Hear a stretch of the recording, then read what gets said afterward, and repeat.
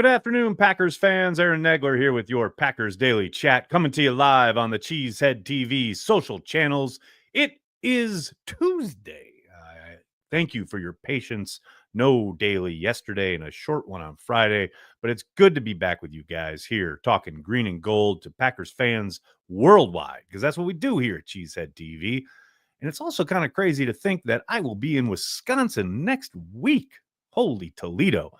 Packers, the draft, it's all happening, folks. And speaking of happening, ladies and gentlemen, boys and girls, do not miss a very special edition of Packer Transplants Live tomorrow, right here on the YouTube channel.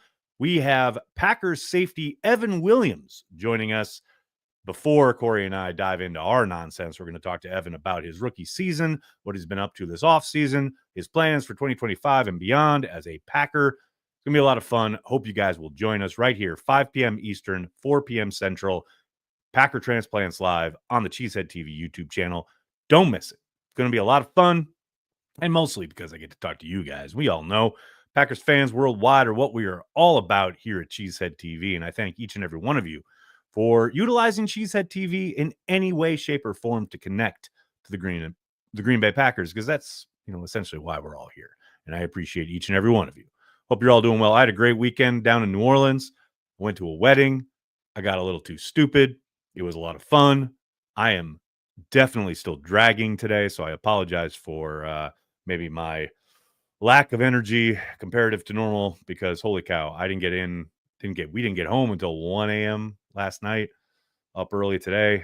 It's been a time, but always ready to talk some Packers with you guys. And talk about the fact that the Packers seemingly, very carefully as per their norm, doing their homework on the offensive tackle class in the upcoming draft. And I think we've all expected, defensive end, defensive tackle, wide receiver, and cornerback to be a focal point of this draft. I don't doubt for a moment that they're going to exit the proceedings with most of those positions in tow.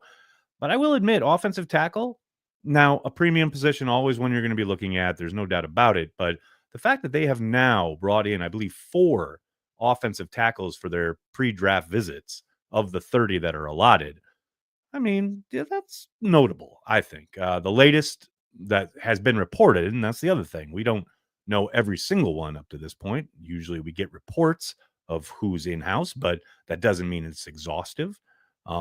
But Tom Silverstein reporting that North Carolina State offensive tackle Anthony Belton is slated to have a visit with the green and gold. This is a guy who I would suspect is maybe just hovering around a top 100 pick. So it's not like this is some deep cut selection or what have you, but a big monster of a man and a guy who would definitely fit the bill if they're looking to get bigger, more road grader types along their offensive front. Interesting that they're going to have him in. They've also had Dalton Cooper from Oklahoma State. Now, that's a guy who I would definitely think is more of a late day 2, early day 3 guy. Probably a day 3 guy, but guy who can play on both sides. Certainly something that, they're going to be looking for as far as you want that depth across the board. And right now they seemingly have what they need when it comes to tackle. When you talk about, obviously, Zach Tom about to get paid, Rasheed Walker, that depends on, I think, a big part of what happens this season. We've talked about that a bunch here on the channel. But also, you have the selection of Jordan Morgan sitting right there from last season. And you're thinking, well, okay, didn't they just take a tackle? But if you'll remember back with my chat with Matt Miller a couple of weeks ago, a lot of folks, and maybe including the Packers, have him pegged strictly as a guard, despite everything they've said publicly, because I know they've talked a lot about, he's going to compete at guard. Brian Gutekunst, or at tackle. Brian Gutekunst just talked about that at the league meetings the other day. No question that this is something that he will be allowed to do. I don't doubt for a moment he'll be allowed to compete, but they may be expecting him to start at guard, despite that, tackle competition. Another tackle they've looked at is Josh Simmons from Ohio State. And that's if that ends up being a selection for the Green Bay Packers, I know Packers fans will probably not react well. Guy coming off what was reportedly an ACL, but could be something else. I know there's a potential that he misses a decent amount of time in 2025, despite some initial reports. But the talent is undeniable. But this is why you bring a guy in for a pre-draft visit, right? To get the lay of the land, both as the prospect, but also certainly medically, and what the potential is for missed time, etc. Um, and then finally, they have a deep cut. You talk about a guy who's probably not even on most boards, from Washington State as a poll, who I know our guy Brian put out there as having a pre-draft visit. Now, this is, most likely an undrafted type, but you're scouring and you're looking at guys who really made a nice jump from 2023 to 2024. He certainly fits the bill. You would think projecting in the right way, heading in the right direction, so to speak. Maybe that's a guy that they've tried to get ahead of, as far as, okay, we're winding down late in the draft. Maybe they do take a flyer on him. Maybe they pull the trigger on a 7th round pick, but more likely they are saying, trying to get both an idea of the player and let's get ahead on that undrafted free agent sweepstakes, right? Where agents are taking a bunch of calls and trying to talk about, oh, you can have a real chance here, and we see the vision for your future in our program, etc. And here's the path. Maybe that's the pitch that they're making there. All this to say, it's very clear. And I will admit that when I read Matt Miller's piece, the 7-round mock draft a couple weeks ago, talking about how the Packers are reportedly, or through the rumor mill, draft wise, looking at tackles, I was interested, but I wasn't too curious. But given now that they've brought at least 4 dedicated tackles in, and I know they've brought another offensive lineman in, though he's more interior and a more interior guy, a center. Yeah, the tackle thing is interesting. That certainly, understandably, you win up front, and you've got to make sure that you're doing your due diligence. But the fact that they are somewhat focused on that position, I think it A is smart business, and B, yeah, I do think there's a decent chance they come out of this draft with another tackle somewhere along the line. Could be on any of the 3 days, and yes, I include day 1 in that equation. But yeah, I think it's obvious that you look at the way things definitely fell apart at times last year when injuries struck up front. You want to make sure you're continuously stocking the shelves, so to speak, at offensive tackle, a position that, look, it's a premium. We have no question about that. When you talk about edge rusher, corner, and tackle being the big 3, a quarterback is its own thing. Those are the 3 positions that you absolutely have to get the most amount of talent that you can at that position at all times.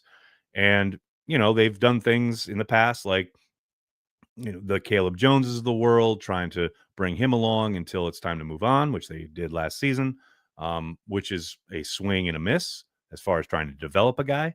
But there's also the Josh Nymans of the world, right? Where you redshirt him for a couple years, and now he's starting for you and giving you really quality starts for a couple years. Between that and finding both of their starting tackles on day 3 of the same draft in Rasheed Walker and Zach Tom, always looking for it, always finding that talent. That's what you want. You absolutely love it. So just a interesting note that I thought, while we're leading up to the draft, a draft that, by the way, could have been held like 2 weeks ago, but the NFL loves drawing it out. Always good to find stuff to talk about. And who finds stuff to talk about is Packers fans at Cheesehead TV. I see you guys lining up already. Before I get to your comments and your questions, do not forget, ladies and gentlemen, boys and girls, if you're going to be in Green Bay for the draft, come on out. The night before things kick off in earnest for the NFL draft, Corey and I will be hanging out at Stage 1 in downtown Green Bay, Wednesday, April 23rd from 8 to 11. Carry the G will be on special. We've got some giveaways. We got special guests coming on throughout the night. Come on out. It's going to be a lot of fun. Whole lot of fun. Downtown Green Bay, the Cheesehead TV NFL Draft meetup at Stage 1. Hope to see you there. And hey, before the draft gets here, make sure you get your Cheesehead TV draft guide. You can get the link in the description of this video. It'll take you to the place where you need to be to get the 15th edition of the Cheesehead TV Draft Guide. Everything you need to know. Be the smartest person in the room during the draft with our guide. You guys know it's good because I did nothing to produce it. It's people who actually know what the hell they're talking about when it comes to the draft. That's what you want. All right, what's going on, folks? How we doing? We got Big Mike starting us off with a super chat. How are you, Big Mike? Can you make a video with places of interest for the draft? I'll be going and haven't been in Green Bay too much. Just don't know where to go. Go Pack, go. Big Mike, that's a fun idea. You can find my top 5 things to do in Green Bay here on the channel. If you just search YouTube, you'll find it. Yeah, I think you just need Nagler's top 5. You'll probably find it. But I do have a video with some of my favorite places to go in the Green Bay area. But yeah, you're right. I should do a kind of an updated version, probably. That's not a bad idea. But you should check it out, Big Mike. Thanks for the support. Soder, how are you, sir? So it looks like they may have to, quote, reach if they want to go wide receiver or corner in the early rounds. This will cause a draft value debate that I will ignore. Oh, man, there is no greater disservice that the draft industrial complex has done to the average football fan. And I'm not talking just Packers, football fans, than the complete hyperfixation on the word value. And the fact that, oh, this was great value, that was poor value, or whatever. Man, get the player you want. And if you do that, that's successful. And I understand maybe you gave up a little bit more than someone else would have. I just, as a fan, this is the player they wanted. Let's see how it plays out, at least through the first couple of years of their, career. Then, damning them because they gave up whatever they did for said player. I mean, that's how I roll. I know your mileage may vary, but this hyper fixation when it comes to the team building aspect on value and who got good value and who overpaid and all this stuff, man, if you get the player you want, none of that really matters a whole hell of a lot. Now I get it. This is what especially the internet fandom has become, right? Especially because the NFL has the longest offseason of all the major sports. So we spend all this time going over and nitpicking and poking holes in things. And we kind of cave in on ourselves as fans. And we look at all those things with a fine tooth comb. But ultimately, all that matters is what happens on the field with the players that they have assembled. And not to say that they're infallible, not to say they don't make mistakes. Of course they do. Everybody does, literally every team. But the ultimate is the sum of the parts and what do they accomplish with it. And I get it. Packers haven't closed the deal on a championship in a long time. I'm not discounting that. I'm not dismissing it. They have won a boatload more games than most teams in the NFL. But I understand it isn't hang the banners for winning a bunch of games. It's all about championships. But you sitting here as a fan in April or May talking about they gave up too much for XYZ player before he even steps on a football field in the NFL is asinine, regardless of what the Packers have or haven't accomplished. I have to say my truth. Ed, how are you, man? Thanks for the super chat. Thoughts on players drafted for one position but ended up excelling at another position? I think it's rare, Ed. I know that has happened and does happen, but I don't think it's a regular occurrence as far as guys, having played one position for much of their mostly college career and then transitioning in the NFL.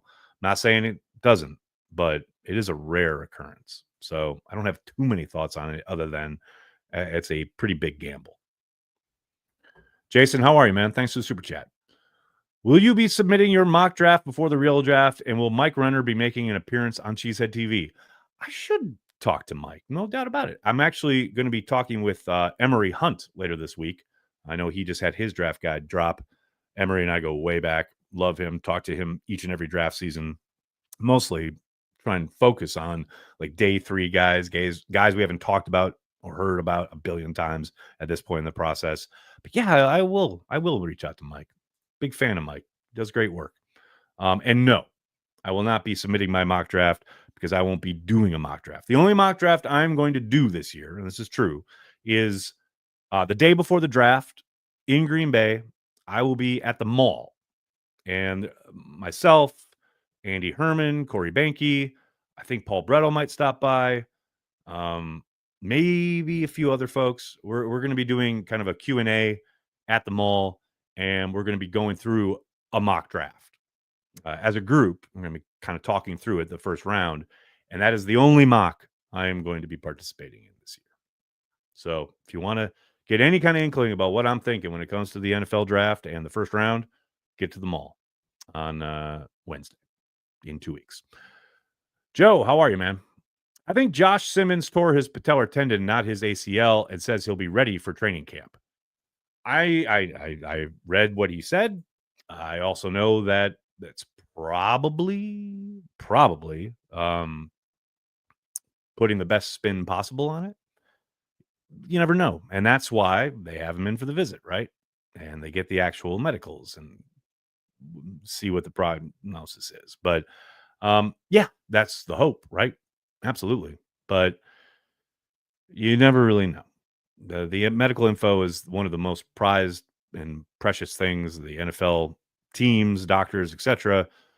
That's why they go to the combine. That's why they get this kind of these pre-draft visits, and they take the dive into everything about this player and the prospect, and including what the potential timeline is. But that's the hope, and I would love it. And I think he'd be a really good player. Again, a player coming off injury, though, Packers fans will be doing cartwheels, so to speak. Big Al, thanks again, man. Packers draft stereotype missing on cornerback beside Jair, selecting a good wide receiver in second round, finding good O-line in later rounds, and missing on third round picks. Well, but they've turned it around on the third round, I would say. I mean, Sean Ryan has become a viable starter and a pretty damn good one. And hell, Tucker Kraft looks like he's legit as hell. So I think we've turned the corner on the third round thing. The third round misses. But I hear you. There's certainly things you can always expect from the green and gold. No doubt about it. His Soder. I have a Robin Sparkles Let's Go to the Mall t-shirt. I think you and most people at this point. It's a question. It's a moral imperative at this point. Brandon, I got to agree with you, man. A Zach Tom extension has to be around the corner, right? Yeah, I mean, it could occur anytime this offseason. Maybe they push it right up till the start of camp. Maybe they do it right at this, first week of camp. They've done all these things before. They do like to tend to, have that good bit of news to start camp, and maybe they get it. Although we said that all last summer with the Jordan Love extension, that somehow lasted a week into camp. I would not expect that to happen with Zach Tom. Hopefully they get that done this summer. If not before. I mean, they could get it done right now. Could get it done and announced while we're talking. But yeah, I would be absolutely shocked if that isn't done prior to the start of training camp. Let's put it that way. Chuck Goodman says Valentine in the 7th was a great pick. I mean, he's been way better than I expected, especially after, looking at his college tape and seeing what he was being asked to do his rookie year in training camp. I got to admit, I was not sold that there was going to be a player there, and he has proven me dead wrong, especially this past season. I think he has improved each and every week. I think there's no doubt that he will compete, and I think he's kind of the forgotten man with the Hobbs signing, and then you've got Keyshawn essentially naming himself cornerback one. I think Valentine is going to be heard from, and I think he's way better. Like I said, way better than I expected. Oh, Rai, what if? Would LaFleur and Prime Favre have had success? Yes, without question. That would have been absolutely fucking amazing. Yes, no question about it. Gino, I hear you, man. Big Al, that's an interesting question. Out of all the cornerbacks the Packers selected in the last 10 years, which player had more potential? Demarius Randall, Quentin Rollins, Kevin King, or Josh Jackson? Probably Kevin King, actually. And I know, he's kind of persona non grata at this point, especially after the NFC Championship game. But yeah, man, I think King had everything you needed. Just really couldn't put it together. Never really hit that ceiling. But, you're talking about Quentin Rollins, Demarius Randall, who should have been a safety from the jump. And Josh Jackson, I was never on the Jackson train. I know I've told the story a million times, but when I was on the beat, I kept him off of my first round mock draft, and people were furious and sending all sorts of hate emails to my Gannett address. And then it turned out I was right. He didn't get drafted in the first round. But yeah, King should have been way better than he was.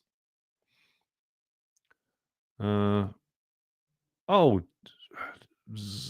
Drew, this is incredibly kind. Been watching since I was 17. I'm 24 now. Thank you for always being there. I appreciate everything y'all do. Go Pack Go. That is really nice of you to say, and I really appreciate it. I can't tell you how much I appreciate it, especially after, some of the crap you get online day in and day out on the internet because you have an opinion about the Green Bay Packers. It's good times, but I really appreciate that, man. Thank you so much. Soder. Good question. Odds they go tight end early between Warren Loveland and Fannin, there could be value. I said, I think right at the start of the offseason that I thought tight end was a bit of a sneaky need this year, simply because you don't really know what you got in Musgrave yet, and he's reaching the halfway point on his rookie deal. Ben Sims, who knows what's going to happen there? Tyler Davis, yet another season-ending injury. You need someone as a move. You need someone as that kind of move tight end type that they don't really have right now. So I suspect they draft one. I think there's a chance they draft one, but I'd be surprised if they drafted one early. But to your point, if the board falls a certain way and whoever the tight end is the best value, yeah, I wouldn't be shocked if they pulled that trigger. If all the wide receivers are basically clumped together value wise on their board and the tight end is, head and shoulders above them, yeah, maybe he pulls that. I wouldn't be surprised. Jerry, how are you? Good to see you. Do you have any thoughts on Shamar Stewart? I just saw that Chris Sims says he's second only to the big dog that's going at number 2. Jerry, I actually had a great conversation with Justice about this here on the channel a couple weeks ago. If you check it out, the video, I think on the thumbnail, it's Shamar Stewart and LVN, and it's about traits versus production in college. We had a very long talk about Shamar. I would absolutely be over the moon if they got a chance to select him and did so. I don't think they're going to get a chance to. I think he's going to be gone before pick 23, but yes, I would love it if he was in green and gold. I know the arguments against it. I know Packers fans are sick of workout warriors who have great testing and who have not stockpiled a bunch of sacks in college. I don't think that plays much with Shamar for the reasons we talked about in that video. I definitely hope you'll check it out.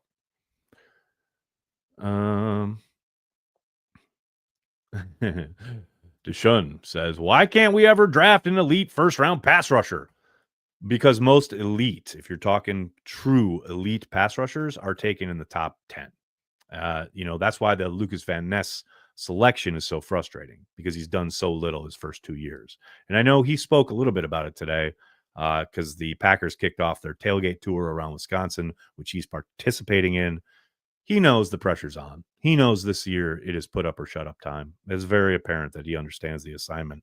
But often it's not because you picked the wrong guy. It's because of where the Packers are drafting. When you win as many games as the Packers do, you're often drafting 20 or later. A lot of times they're at like 23, 25, and that's just not where elite prospects land. So, yes, every once in a while, someone gets a Max Crosby later in the draft. But by and large, you're getting those guys in the top 10. And the Packers are hardly ever, if ever, in that range. And again, that is what makes the Lucas Van Ness selection premium and so frustrating. Gilgamesh. What a name. Higgins or Royals, either way, I'd love it. I'm on that train as well. Those are my two favorite receivers for the Packers in this draft. And I know there's been a lot of talk about Golden. I know my co-host on the Draft Industrial Complex, Tyler's all in on Golden. And I like him. I don't love him. I love Higgins for the Packers, and I love Royals for the Packers. I'm in on that. No doubt about it. I mean, this is an extension of what we were just talking about. If Tyler Warren falls to Green Bay, would they go tight end? Whew. I think he's going to be a special player. Feels a bit rich for me at a tight end in the first round, even if one as talented as Warren looks to be. Never say never, but I would be surprised. Now, that said, the reasons for doing it are pretty apparent. I mean, the guy would change a lot of the construct of your offense as far as not just having, obviously his physical presence, but his ability downfield, even out of the backfield as a, type of weapon, and your ability then to kind of free up Tucker Kraft to become more of a receiving threat, which is something they definitely are looking to do this season. And that gives you Musgrave as your kind of X factor, and whatever you get is just a bonus at this point. And look, I don't want to dismiss Musgrave because I do think there's still a lot of untapped potential there. But at some point, he has missed a ton of time and has not offered a ton while he's on the field so far. So, if you're constantly looking forward, right, you're always looking down the line, as the Packers are, you take a talent like Warren, who, has the potential to be really pretty damn special. That's why I wouldn't completely dismiss it. I don't think it's likely, but not impossible. No doubt about it. All right, everybody, I'm going to have to get going. I cannot thank you enough for hanging out, talking Packers each and every day, Monday through Friday, right here on the Cheesehead TV social channels. Please do me a monster favor and hit like on the video. Subscribe to the channel, even if you're here every day at 5 and we talk, and you know when I'm going to be live, and pretty much when we drop stuff. It really helps our channel if you subscribe. So please hit subscribe and then tell your friends, tell your family. Cheesehead TV. We are devoted to Green Bay Packers fans worldwide. Thanks a lot, everybody. Have a great night. Go Pack Go.